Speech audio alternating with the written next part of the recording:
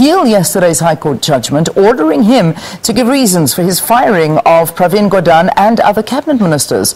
North Gauteng High Court Judge Bashir Vally has ordered President Zuma to disclose the reasons within 5 working days. The ANC has called the judgment a dangerous precedent. Party spokesperson Zizi Kodwa says the court's ruling disregarded the separation of powers between the judiciary, executive and legislative arms of government. 2.1. The record of all documents and electronic records, including correspondence, contracts, memoranda, advices, recommendations, evaluations, and reports that relate to the making of the decision, which are sought to be reviewed and set aside. The party wants the court to determine the legality, rationality and constitutionality of President Jacob Zuma's decision to reshuffle his cabinet. They want the reasons behind the cabinet reshuffle.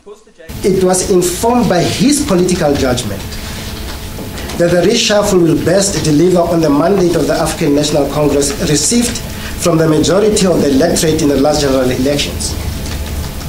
So they cannot say they don't know what the reasons are, and they're looking for the record to discern those reasons. The applicant is indeed entitled to an order in terms of Prayer 2.2.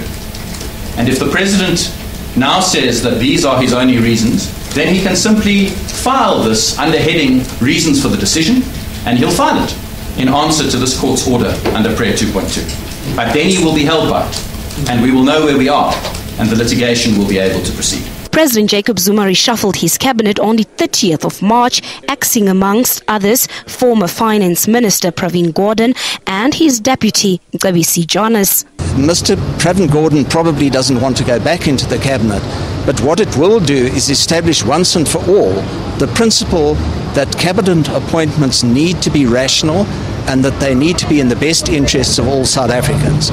Meanwhile, Judge Bashir Vally is expected to give reasons behind his order next week Tuesday.